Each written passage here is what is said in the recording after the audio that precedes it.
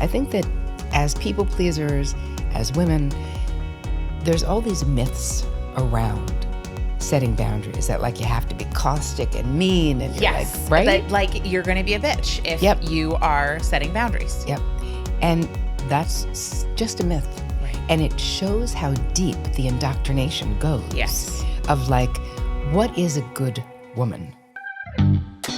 Welcome to Plenty. I'm your host, Kate Northrup, and together we are going on a journey to help you have an incredible relationship with money, time, and energy, and to have abundance on every possible level. Every week, we're going to dive in with experts and insights to help you unlock a life of plenty. Let's go fill our cups. Please note that the opinions and perspectives of the guests on the Plenty podcast are not necessarily reflective of the opinions and perspectives of Kate Northrup or anyone who works within the Kate Northrup brand. Today, I have Terri Cole on Plenty. She is a licensed psychotherapist. She is a longtime friend of mine. She's the best-selling author of Boundary Boss and has been featured places like People Magazine and The Doctors. And today, we will help you identify if you need better boundaries. It is very likely that you do. You'll also hear about how to know if you are a high-functioning codependent, what to do about your daddy issues, and so much more. Enjoy the show. Terri Cole! Hi, Kate. Hi. Welcome to Plenty. Well, thanks. Thanks for being here. I'm so excited. We have a lot to cover today. We do. We're talking about boundaries. We're talking about daddy issues. Yeah, we are. We're talking about being a high-functioning codependent, an overfunctioner. We're talking about a lot of things today. But I want to start with a story, which is that, no, it's a good story. It paints you in a very good light. You and I were walking down the street in New York City many, many years ago. This is like before I had kids, before I was married. This is a long time ago. And I was telling you a story about something going on with my mother. And you stopped me because I was upset with her. And you were like, oh yeah, how dare she make you so uncomfortable as to have to like deny a request? Like, so I was pissed off that she was making the request and you were reflecting back to me that actually she was welcome to make any request she wanted. Sure. And it was on me that I was actually mad about my discomfort for holding a boundary. Right. Do you remember that? You may not, obviously. No. You and I have had 3 million conversations. We have. But I will never forget because it highlighted to me that I had boundary issues and that they were showing up in me being mad at people requesting things from me and thinking it should be on them to not make the request instead of me needing to learn how to set a boundary. And that was a watershed moment for me. So I'm curious, like that's one sign, right? I had one sign that I needed better boundaries, which is I am mad when people make requests of me that I don't want to do because I do not want to feel the discomfort of setting a boundary. Yep. Okay. What are other signs that people might have that they need better boundaries? I think what you're highlighting is probably the most common one, which is feeling resentment, feeling anxious, feeling angry. And I think that in my 20s, I had a similar experience where I would look out and be like, if this person were just different, if my boss weren't a jerk, if my boyfriend weren't an idiot, it was all these other people and it was like, oh, Betty's so entitled. When my therapist was like, is Betty entitled or are you serving yourself up on a silver platter and now you're mad that that's what you're doing? And again, I had a similar realization. Her pointing out that, again, just like you were doing, I was being like, oh, hey, it's you. I was looking outside of myself. And she was like, hey, turn that mirror around and look in. So anyone watching, listening, who's like, I wonder, do I have boundary issues? You can do a quick resentment inventory because I promise you, where you are not setting boundaries or boundaries you have set are being violated or a boundary is needed, maybe you haven't done it, but it's needed, you will feel resentment. Each and every one of us knows who we're resentful toward. Like, we know it, right? Whether we do anything about it or not. So if you write down like, wow, I'm really resentful towards my sister, let's say, or towards someone I work with, then you have to look at it and go, why? What request is being made of me? Where are they stepping over my sort of invisible boundaries? Maybe you haven't said anything about it. And the empowerment that you felt in that watershed moment, and me too, is that it's not about them. When it's about, the bad news is, when we make it about other people, we really are in a victim position. Totally. We're like, I can't change, this is what they're doing, I don't know what to do. When we turn it around and go, oh, it's really about me telling the truth about what my limitations are. What are my, your boundaries, according to me, are your preferences, your desires, your limits, and your deal breakers, your non-negotiables. And it's not enough to just know them. You have to know them and then have the ability to clearly and transparently communicate them, which, of course, therein lies the rub for most people, Right. where you might even know them, but being able to say, hey, Mom, I'd like to make a simple request that you not do whatever the thing is, or if she's asking you to do something you didn't want to do, being able to just say, you know what, that doesn't work for me. Right. I don't have the bandwidth for that right now. And there's all these ways. I think that as people pleasers, as women, there's all these myths around setting boundaries that like you have to be caustic and mean and you're like, right? That, like you're going to be a bitch if you are setting boundaries. Yep. And that's just a myth. Right. And it shows how deep the indoctrination goes. Yes. Of like, what is a good woman? Right? Oh, that's, you are pleasant.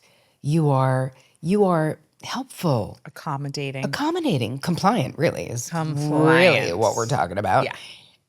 But we all know in all the growth that we've done that that's not true. And that if we go by that model and we go through life pleasing other people, we will be very not pleased in our lives. It's not pleasing to the one doing all the pleasing. It is really not. And then we end up really resentful. It's like a one-way ticket to Bitterland because there's no other stops on that train.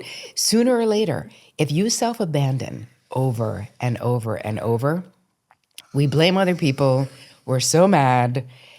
But what ends up happening to our relationships, because part of the process that I always try to tell my therapy clients, like having healthy boundaries is the bravest and the most loving thing that you can do in your relationships. Because when we say yes, when we really want to say no, what we're doing is we're giving corrupted data to the people in our life about who we are. Yeah.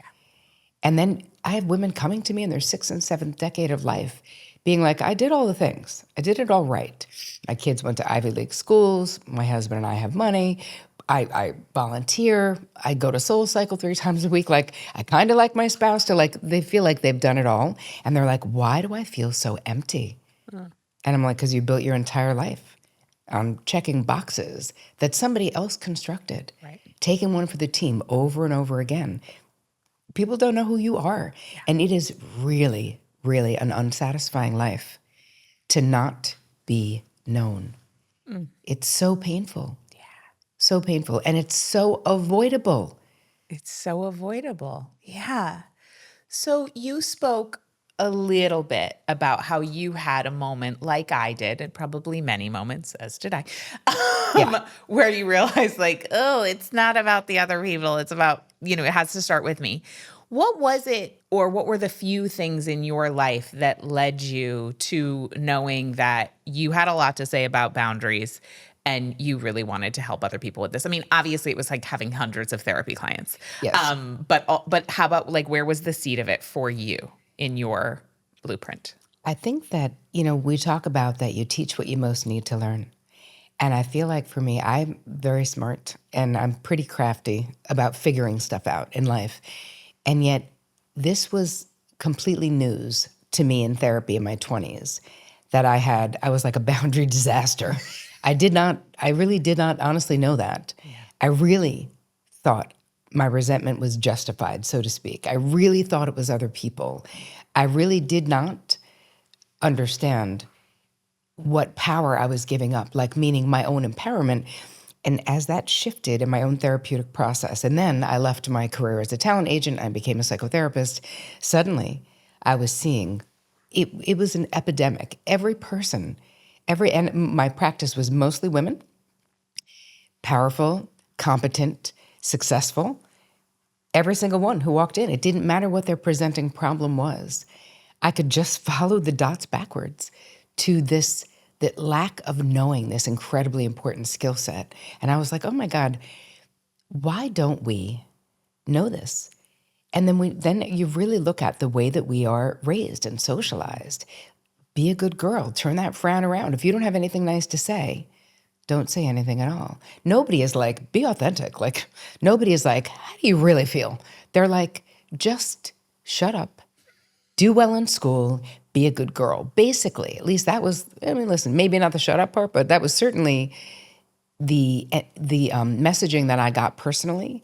And then teaching this in 200 countries, basically women from 200 countries. There's not been one country where the person was like, oh my God, my family totally taught me about boundaries. Nobody, it doesn't matter. United Arab Emirate, Spain, everywhere. Yeah. So it's the same. There's this expectation of women to be a particular way. And so for me, it was seeing it and realizing the difference in my life. I would never have achieved what I've done in my life. I would never have become who I've become in my life if I did not cure that part of myself, that need to please others, that it's so, you will never do. It's like having disordered boundaries and having high functioning codependency, which we'll also talk about.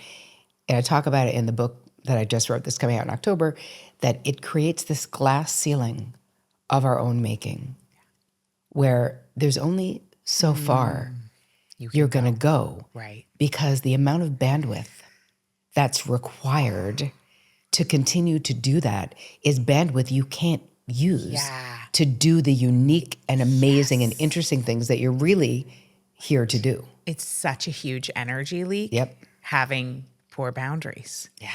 Okay, let's just start with high functioning codependency. Sure. What is it? High functioning well, let's just talk about codependency. And I'll tell you why I came up with this. I basically created this definition because in my therapy practice, it was all of these highly capable women. And if I would say, I think I would recognize this is codependent behavior, they'd be like, yeah, no. You're confused. Not me. They'd be like, lady, I'm making all the money. Everyone depends on me. I'm the savior for all the people. What are you talking? I don't depend on squat. And I'm like, oh my God, nobody knows what codependency is. Right. So I was like, the problem for me was that my clients couldn't see themselves in this definition. So then we couldn't do the work. Yeah. So as soon as I created this high functioning codependency, every person was like, oh, well, me, also I'm the problem, high it's me. functioners like to be like, yes, I'm a high functioner. So Nobody had a problem. It's perfect. Yeah. Yeah. They were like, I'm the problem, it's me. Yeah. And there was truth in it, though. They could now see themselves. So let's just talk about high functioning codependency. It's when you are overly invested in the feeling states, the outcomes, the relationships, the circumstances of the people in your life to the detriment of your own internal peace, maybe your financial well-being, your spiritual, emotional well-being, physical well-being. Now, I say that because we are all lovers. We're mothers. We're the bridgers. We're the assuagers of life. Like, we're the people who, we're like the producers of life. Like, we keep it together. So, of course, we're invested in the happiness of the people that we love. That's to be expected. But when you're a high-functioning codependent, you're overly invested. You feel overly responsible for how the people in your life feel and what they're doing and the decisions they're making, to the point where it's detrimental to your own ability to make your own decisions. The high-functioning piece is that we make it look so effing easy that nobody thinks. Everyone's like, Kate's fine. Terri's fine. Right, you're the strong friend. Of course. Yeah. She's always fine. No one thinks, really, like, to sort of check in, because when your whole thing is, I am fine. Being a high-functioning codependent is that we've got this pulled together exterior too, and we are high-functioning. Right. So nobody knows you're suffering. right? And maybe seething. Like, we don't know. It depends on what's going on. And you may not even know. Oh, most of my clients didn't know. Right. And then getting turned on to the fact that this is happening, the relief of being able to put it down, of feeling like, and in my own experience, I mean, listen, again, you teach what you most need to learn. Like, why would I even come up with this? Obviously, I was super codependent with, and not just people I loved. I could be codependent with effing anybody. It could be anybody.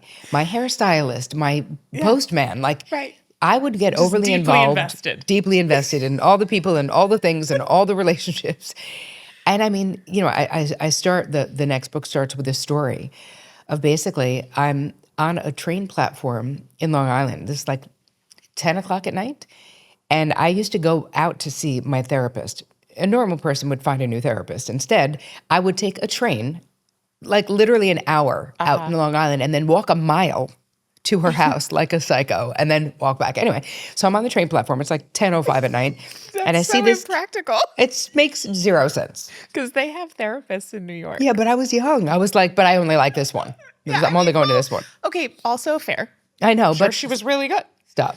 That's really made no sense. But anyway, I think I was with her for 9 years. But anyway, so I see this kid. He's got a metal T-shirt on, and I'm like, who is this kid, and what is he doing here so late? He's probably 19. Yeah. We get on the train. I start talking to him. I was like, where are you going? He's like, I'm going to Penn Station. I was like, but what are you doing here? He was, because I knew it. I was like, this guy is not, he's from Indiana or something. He's definitely not from here.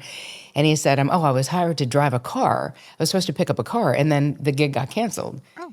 I was like, so what are you doing? He's like, I'm just going to sleep in Penn Station. I was like, no, you're not. I was like, you're not sleeping in Penn Station, dude. You'll die. This was like, keep in mind, the late 80s people. Like, this was dangerous. Yeah. And I was like, you're coming home with me. No. Yes. You did not. I did too. Terri Cole. I did not even call my roommate. I literally show up with a total stranger. We lived in a studio apartment, by the way, on 102nd Street between West End and Riverside. Anyway, so yeah, I mean, he wasn't a serial killer. Thank goodness. But I didn't know that, obviously. Whoa! Yeah, and trust me, that's only one of many stories in the book. You'll have to wait till October 15th to get it. But okay, yeah. I can't wait. Yeah. I'm sure it's available for pre-order, and it's called Too Much. It is. Okay, great. That info will be in the show notes. Yeah. Wow. Okay, so one of the things I loved in this book, Boundary Boss, is these 3 questions that you have. So when we find ourselves triggered. Yep. Now, you were giving an example where you probably should have been triggered, but you weren't. Seriously. So that's like one thing that can happen where like maybe other people around you would be like, what are you doing? What are you doing? Why did you bring a stranger back to your studio apartment? Like, okay, that's a lot. That story is so good. But then on the other hand, we can have these scenarios where like I was triggered in that situation with being asked about something by my mother, which that one's like maybe not a great example for this. Let me come up with an example. Okay, yesterday. Yeah. So yesterday, I decided to take my girls ice skating because that would be fun in Miami in May. Sure. So we go ice skating. I'm like late to the thing because this meeting went late. Blah, blah, blah, blah, pick up their little friend. Blah, blah, blah.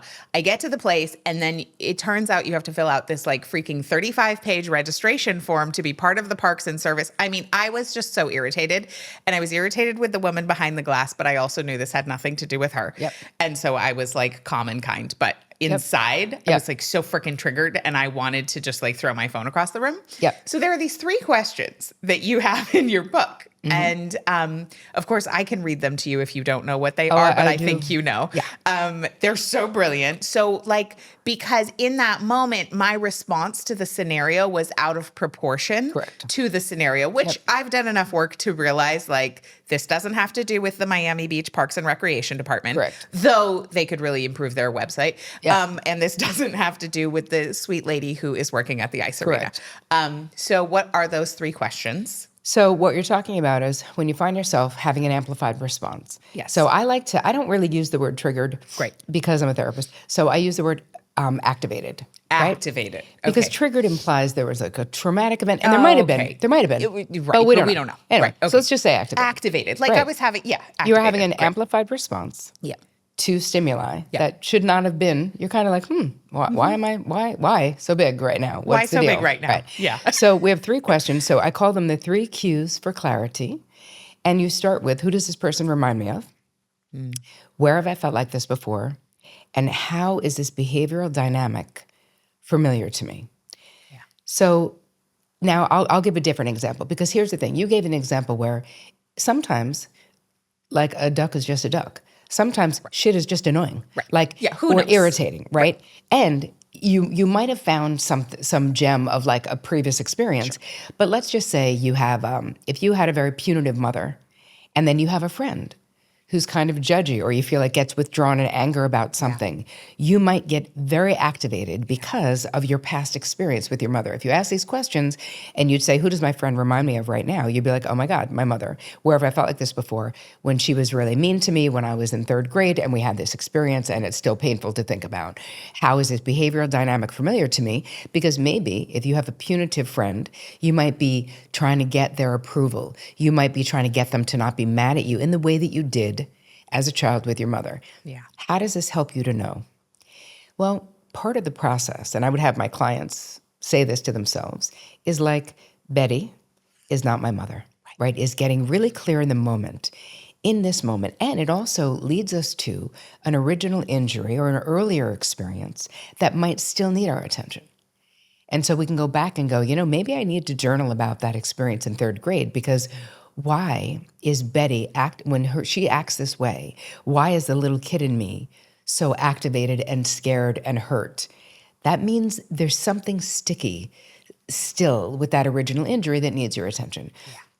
So this is a very quick and easy way for anyone. And if you find yourself in any situation where you're sort of like in a repeated situation that you don't want to be in, right? It's the same thing with romantic relationships. I have a lot of clients who will be like in another relationship with someone who's unavailable. And I mean, all you need to do is ask the 3 cues to go, oh, I had an emotionally unavailable parent. I am, so love and unavailability went like this in my childhood. Right. And now in adulthood and in my own psychotherapeutic process, it's my job to go, oh, these things don't have to go together, right? So good. I had a question come up the other day in a Q&A coaching call I was doing, and I told the person to go read your book and listen to this episode. So I'm going to ask the question to you for this person. All right. Okay. Let's do it. Because it comes up in my work, and I'm sure it comes up in your work indirectly as well. Yep. So, I work with people around their money. Yep. So the question she had asked me is, she was considering investing in one of our programs, which is like a higher investment level program. Mm-hmm. And she said, I cannot work up the courage to have a conversation with my husband about this. Yep. And I don't know what to do about that. Okay. And I had a lot of thoughts about it, but I'm not a therapist. And so I told her to read your book. It was so interesting what comes up for people around money with boundaries, and particularly around, I work with a lot of women. People of all genders are welcome in our programs, but it is the majority women. And because of these old conditioned scripts that we have from our own families and just from society in general, we are still, as women, recovering from thousands of years of financial disempowerment. Yeah. Hi. We couldn't get credit cards till 1973. This is new. Yeah. And we're doing great. Yeah. And also it's new. So this comes up a lot around women feeling like they need to get permission from their husband to make an investment. Yep. And they don't have the courage to have a direct conversation. Please speak on this. Well, first of all, I would immediately tell her to ask the 3 cues. Great. Because I guarantee you, because here's the thing with money. It's never just about dollars and cents. As you know, I don't need to tell you, the money queen. I do know. But family systems in particular, we all have our own social norms. We have our own beliefs. We have our own values around money and what it means. Money is used to praise. Money is used to punish. Money is used for so many different things in families that have money, right? And then it means something else if you've really lived in scarcity, right? So there's a whole combination of things. With this person, if she asked herself the 3 Qs, who does my husband remind me of right now? Where have I felt like this before? How is this behavioral dynamic, the way we're interacting, how is it familiar to me? And then there's a 4th question that we sometimes ask. If you don't get clarity on those first 3, the 4th one is, when I'm in this dynamic, who do I become metaphorically? Who does my husband become metaphorically? So it could be, I become my mother, my husband becomes my father, and now we're playing out their dynamic around money, right? But the fact that she is so afraid also speaks to something else too. Yeah. So the question is, what is the safety like in the relationship? Is it an emotionally safe place? Yeah. And then there's the reality. Does she have her own money? Has she made her own money? Do you have shared money? Like there's so much to that question, but I think that if she could get the psychological and emotional piece, get clarity there, the other things will be more clear. 100%. And what is your sense of worth? Do you believe that you deserve to invest in yourself? Because again, as women, it's hard. We see this running the types of businesses that we do, that it's always someone else needs something more than we do. We're still, at least in my experience of 27 years as a psychotherapist, willing to take one for the team, to be like, you know what, maybe I won't do this course this time around or this coaching this time around because this person needs something else. And I think that prioritizing our own value, this comes with growth and self-esteem, and it's very indoctrinated to not. Yeah. So I feel like there's a whole bunch of things going on in that question. So good. And it is so true what you said. When we start with the psychological, the emotional, the deep wiring, the unconscious behavior or subconscious behaviors that are playing out here or patterning, Yep. then we can handle the logistics. Correct. Which is why, I start with all of that stuff because you're not going to get yourself a good financial system going if you're just playing out these unconscious patterns from your inner boundary blueprints from the original injuries of childhood. Correct. So you can handle that stuff with Boundary Boss. Yes. You can. And so what about, I know certainly when I started actively leaning into setting boundaries, it was in my late 20s. It was deeply uncomfortable. Yep. And it made me feel like I was going to die. Yep. And it was worth it. It was super worth it because now it doesn't feel that way anymore. Correct. Still a little uncomfortable, but Sure. that's okay. But in those early times when it actually, if you are a high functioning codependent, there is a degree to which it does feel like you are going to die if you tell somebody no or set a boundary, right? Which is kind of the same thing, but slight variations. Yeah. What do you do with that discomfort? Well, expect it. So what I teach you in the courses and in the book and in the workbook is expect that there'll be pushback, because we're going to look at it this way. Our relationships are all dances, as Dr. Harriet Lerner talks about. So when you change your moves, the other person's going to friggin' notice. Yeah. They're going to be like, wait a minute, you're supposed to do this. I do this. You do this. What are you doing? So a lot of people will feel threatened by your change. You feel threatened by it, which is why it feels like you're going to die, or feels like something really bad is going to happen. And I prepare people. This is called the in-between. So this is a part of our evolution where our old defense mechanisms no longer work because we know too much. So we really can't employ the denial and all the other crap that we were doing to get by with our crappy boundaries before. Our becoming a boundary boss takes time and repetition, so we're not necessarily there yet. Yeah. So now we're in this space called the in-between, where we're like, thanks for taking away my protection, Terri, and I'm not here yet, so what do I do? Expect to be uncomfortable and realize being uncomfortable is not going to kill you, and that your relationships are not that fragile. And if your relationship blows up because you set a boundary, that shit was absolutely predicated on your self-abandonment. 100%. Like, if it can't exist because you set a boundary, if there's no ability to have a conversation. So part of it is realize that you are way more durable than you think. Yeah. And it's okay to be uncomfortable. I want you to change the way you relate to that, because being uncomfortable means you're doing something new. You're stretching out of your comfort zone. You're removing that glass ceiling we talked about. And you will learn. And I teach you in the book how to have the conversation. Like, you're not just going to go in there and like blurt it out. I have a 4-step process where you know who you're talking to. You plan it in a way that's like, oh, my partner is not a morning person. I'm not going to dump this on them at 6 a.m., right? That wouldn't make sense. I'm going to visualize it going the way I want it to. And here's the thing. When I say that, I don't mean the person necessarily acquiescing or being like, good for you, I'm very excited you're becoming a boundary boss, right? They may not. They may not be excited at all that you're doing that, and that's okay. But it's you. We have to understand that our healing is in the asking. It's in the asserting. It doesn't matter. The other person might be like, frig you, I'm not doing it.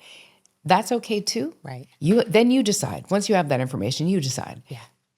But our healing, like, it's worth the effort to assert yourself, because this is how people know you. That's why when I talk about boundaries, I talk about preferences, desires, limits, and deal breakers, because... Right, that's a spectrum. Yes, that's a spectrum, because not all boundaries are created equal. Right. Your deal breakers and your preferences are not the same things. Totally. But they all matter. Yeah. Because your preferences, your limits, your deal breakers, these things are not just your boundaries. These things are what make you, Kate Northrup, uniquely you. Right. So when we don't tell people our preferences, or we feel like having a preference means being a pain in the ass, right? Where, again, we are limiting other people's ability to know us. Yeah. And that's such a shame. Yeah. Like, you're really denying the people in your life, intimately knowing who you are.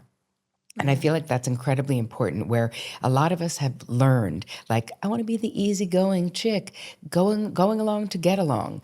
But there's a cost. There is a cost to that, which is, I want to know your preference, because we're friends and I love you and I care. Yeah. It's not an imposition to me. I want to know your preference. You know what I mean? Totally. I do. And I was with a girlfriend the other day, and Mike loves babies. And so she was like futzing with her 15-month-old, and Mike was like, give me the baby. And so Mike took the baby and just was like playing with him somewhere else so this friend and I could have a conversation, and without being distracted by the toddler. And she was like, is that like, is he okay? And I was like, listen, something you need to know about Mike, which she does know by now, but I was like, let me remind you, Mike does not do shit he doesn't want to do. Like, my husband is so clear, and everyone knows, like, if he's doing something, he's good. Yeah. Like, he's not a pushover. At first, his directness was like really difficult for me, because I come from a family that is not clear about boundaries. The most obtuse communication going. The wasps are the worst. Yes, I know. And just like very like, okay, And so at first it was like really hard for me with his directness. And now it is such a blessing, because in a scenario like that, I know 100% it's so kind, because he always will say no. And if he's not saying no, it's a yes. And I don't have to be doing a dance about like, well, is it okay? Is it not okay? Yeah. Like, the energy saved. Yes. But that's such a great example, because what it says about Mike, which we both know, is that he's emotionally trustworthy. Yes, he is. Because when you say yes, when you want to say no, you know what you're not? Emotionally trustworthy. Not. And everyone knows it. The people pleasers out there, right, where you think you're like doing this great job, your friends all know. They're all like, oh, I'll say to Vic, oh, Betty said she's coming to the party, and he's like, she's not coming. So that's like 50% that she'll be here. I was like, about 45 probably. We know it. Right. We're like, she cannot tell the truth. She cannot say no. And so I don't count on that friend. Right. Because I don't trust them. And it's funny, in Boundary Boss, I tell a story about one of our mutual friends, Elizabeth Dialto, where I was doing something with Deb Kern, actually, in like, I don't know. Oh, yes, I love this. Like Honduras. Guatemala. And I was like, hey, babe, I'm doing this thing with Deb Kern. Want to come? It's in Guatemala and whatever. And she was like, nah, hate Guatemala and love Deb, but hate hot weather, or something like that. Yeah. not even a hesitation. No. Because she's another person who is emotionally trustworthy. She knows I'm not what did I invent Guatemala? I did not. Like, it's not personal to me. No. And I know what she does willingly and lovingly. Yeah. And so she's a trustworthy person. So anyone listening, if you really identify as a people pleaser, and if you have a tendency to say yes when you'd really rather say no, I understand your struggle. I was you. I get it. No judgment. But people in your life know this about you. And again, this is part of that glass ceiling because you cannot be a great leader. You will not be a super successful entrepreneur. You can't do it. Yeah. You will not be super successful at anything because people pleasing keeps you in the middle, where to be a leader, we have to just tell the truth. And it doesn't mean we have to be caustic or mean. No. Just tell the truth. Boundaries are actually really kind. Oh my God, they are the bridges. Yeah. To the best relationships, not the blocks. They are the bridges to deeper intimacy, to people actually knowing you for who you are, which is so important. And if you go through your whole entire life pleasing others, I promise you, and you get to the end, that shit is going to be very unsatisfying. 100%. Yeah. So we've talked about how boundaries come up in marriage, how they come up with friends for sure, colleagues, with money. And then one of the things that I know that you actually ended this book with is really talking about specifically your relationship with your dad and how our relationships with our parents can influence, we've obviously talked about that ad nauseum here, about how our relationships with our parents. But I'm curious with a future body of work that you're working on around daddy issues, like how has that shown up for you specifically with your boundary blueprint, your stuff with your dad, and why? So that's question one. Question two is like, why are you doing a body of work about daddy issues? All right. So, and then let's talk about mine. Yes, please. Yes. 2 friends, 2 daddy issues. We know it. So how does the father wound impact boundaries? Well, I had a father who had 4 daughters, and I was the youngest. And he really should have had one son because he was a brilliant athlete, went to college on a full ride, had no business having girls. He did not know what to do. So I was convinced from an early age. Well, when I was really little, I was probably 3. I was like, oh, he's going to change his mind. So he would watch golf, and I would sit on his lap. He'd be drinking. It's probably 1 PM. He's drinking wine. He was like a martini, Mad Men drinking kind of guy. This was very 60s of him. But I would sit there watching golf, just being like, any minute, he's going to wake up and be like, you are the most amazing little girl in the world. So I did that for quite a while until it didn't happen. And obviously, I wouldn't have a father issue if it did happen. But the not getting that. And I remember talking to my therapist when I was in college, and I just couldn't give it up. I was like, why couldn't I just have had a dad who wanted girls? Why couldn't I just have had a daddy's little girl? I was perfect for that. Everyone else loved me. My mother adored me. I mean, I was very lovable. I still am. Still are, yeah. But do you know what I mean? I was like, why not him though? I couldn't get it. And she was like, Terri, listen, if you need your father's love to come in this particular warm and fuzzy package, you're basically going to be slamming your head against this rock wall for the rest of your life. It is not going to be that. And then she gave me this amazing gift, and she said, let me ask you something. Is it possible for you to feel loved by the way that your father was capable of loving you? And I was like, well, I don't know. What was that? She was like, well, what did he do for you? I was like, I don't know, paid for college, bought me a used car, fixed my teeth. I didn't have to work during my undergraduate because he supported me. I had no loans from undergraduate, which I think is very privileged and very incredibly entitled. He says, strap in when I pull away from his house. And those were the things I could come up with. And she was like, can you work on feeling loved? And I was like, I think I can. And that sort of shifted. But that was later in my therapeutic process. Yeah. So that was sort of in my late 20s where I sort of came to this experience. So I'd already by the time I tell the story in Boundary Boss about I was graduating from grad school, becoming a psychotherapist, and I say to my therapist, I'm not inviting my father to my NYU graduation. And she was like, how come? And I was like, because he won't come. He moved to Florida. He hates New York. He used to commute into the city. He's not going to come. And she's like, okay, but that's not the why. My question is, do you want him to come? I was like, I mean, yeah. Like, I'm incredibly proud. I put myself through grad school while I was still a talent age. Like, this is really a feat. And I really want him to be proud of me, basically was what it was. And she was like, well, then you should ask him. And I was like, I should ask him even though I know he's going to say no. And she was like, yeah. She's like, Tara, this is you asserting yourself. Your healing is in the asking. So I was going to visit him, and she's like, do it while you're down there. I'm like, oh God. So I get there, and now we're coming to the airport. Now I didn't do it. It's 4 days in to the trip. It's just me and him. He's driving me to the airport. I'm like, I cannot fail. I can't go back and tell Bev I didn't do it. So I was like, oh my God, we're in the car. I was like, Dad? He's like, yeah. I was like, I have an extra ticket to my NYU graduation. I mean, it's okay if you can't come, literally. He was like, what a powerful act. yeah, amazing. Way to get the yes you're looking for. Yeah. And he was like, I really can't. I really can't, Tara. And I was like, it's okay. And he was like, oh, here comes the guilt. I was like, what? I haven't guilted you a day in my life, buddy. But I finally said, I was like, Dad, Mom will be there. Kathy will have a 5-day-old baby and be there, my sister, which was true. And I said, but nobody is you. Yeah. You're my only father. And you matter. You're important to me. And he was like, okay. It was so incredibly awkward. I was like, great. So we get there. But this shifted our relationship. So what happened is we get to the airport. He hugs me way longer than usual. Goodbye. Yeah.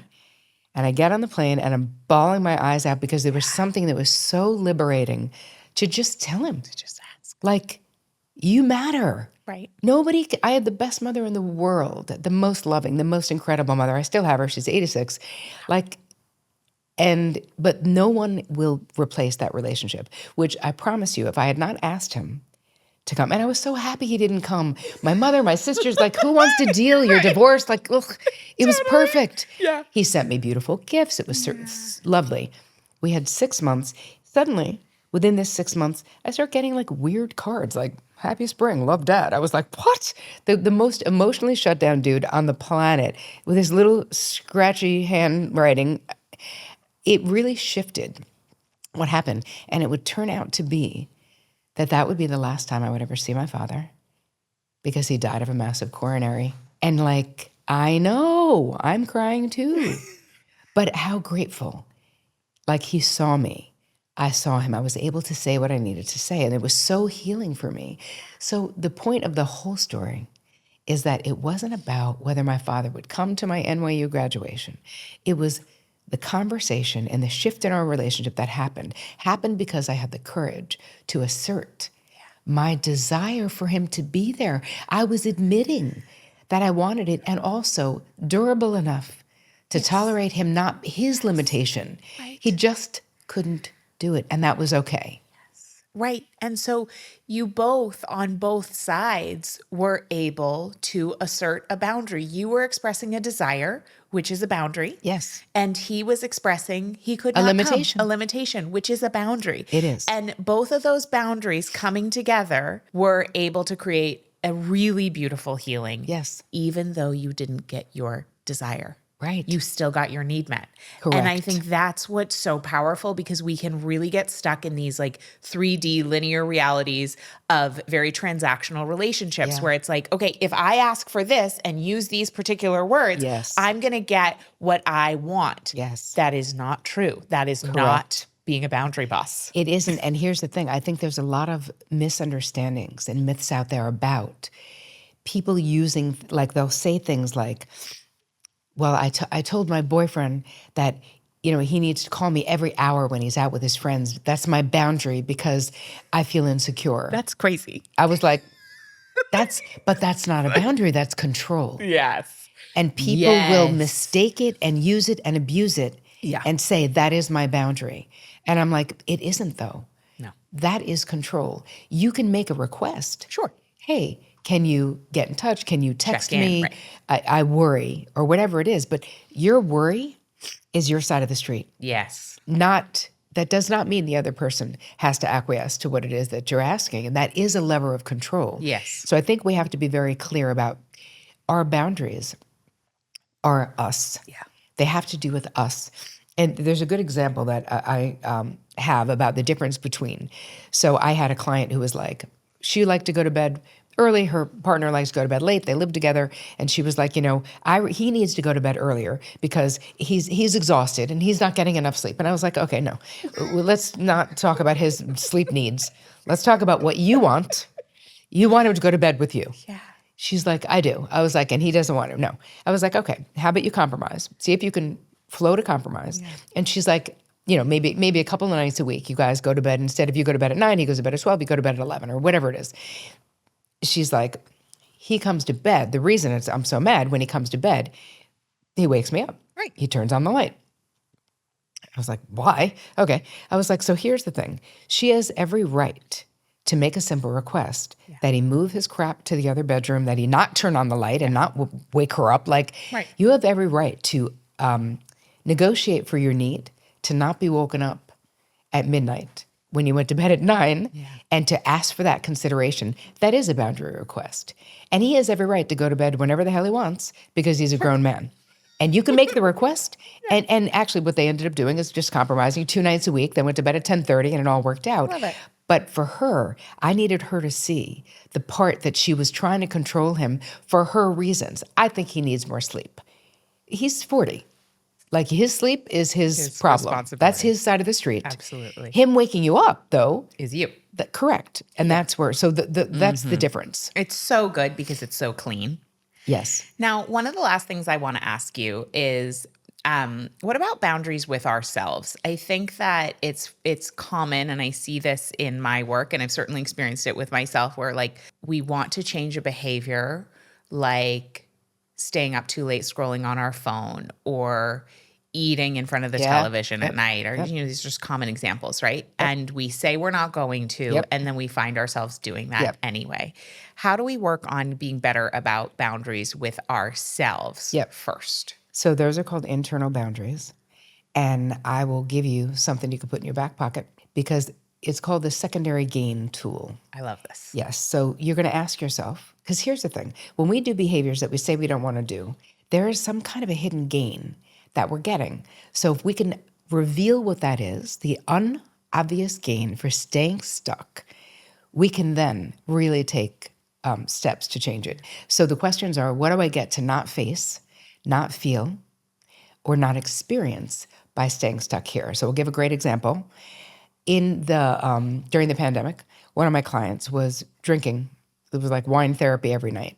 And she would come in and be like, all right, I don't want to drink during the week. I'm only going to drink on the weekends. And then she would be like, I want to be accountable to you. It was a whole thing. And I was like, okay, fine. Well, it's, a lot of people were drinking and weeding and doing all kinds of things more because of the pandemic, fine. So she would always fail. By the time she'd get to me on our Wednesday Zoom appointment, she'd be like, literally made it to Monday. What is my problem? I think I have a drinking problem. And I was like, she didn't have a history. Like, my gut was like, no, this is circumstantial and maybe there's more going on. I was like, all right, let's explore this with the secondary gain questions. I just flat out asked her, what do you get to not face, not feel, not experience by having wine therapy every night? And she just blurted out that my marriage is over. Well, there you go. I guess we should be talking about that. So how about you're not an alcoholic. Right.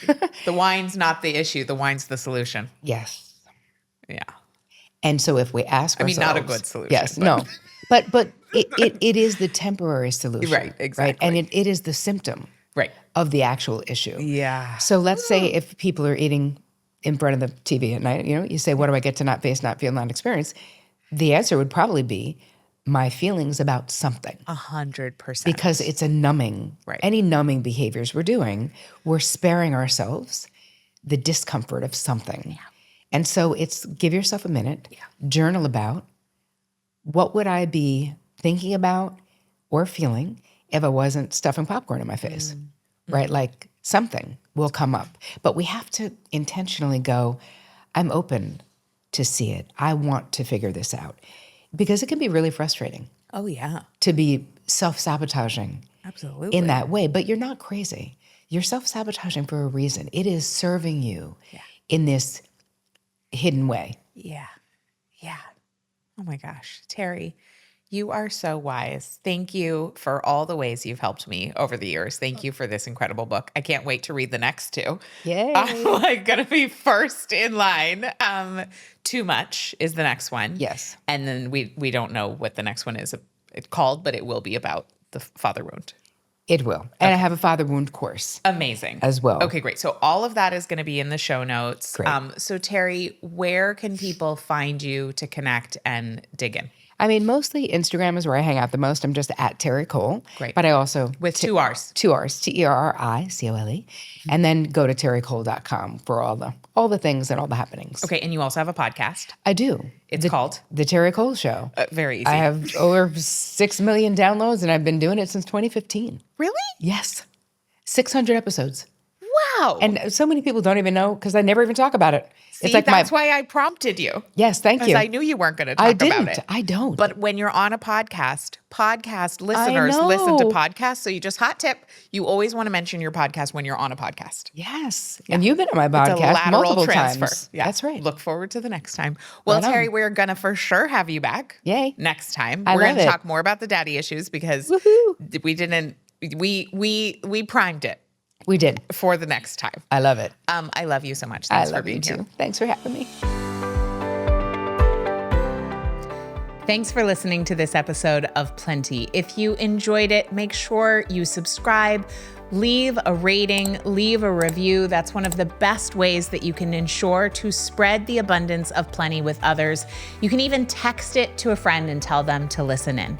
And if you want even more support to expand your abundance, head over to katenorthrup.com/breakthroughs, where you can grab my free money breakthrough guide that details the biggest money breakthroughs from some of the top earning women I know, plus a mini lesson accompanying it with my own biggest money breakthroughs and a nervous system healing tool for you to expand your abundance. Again, that's over at katenorthrup.com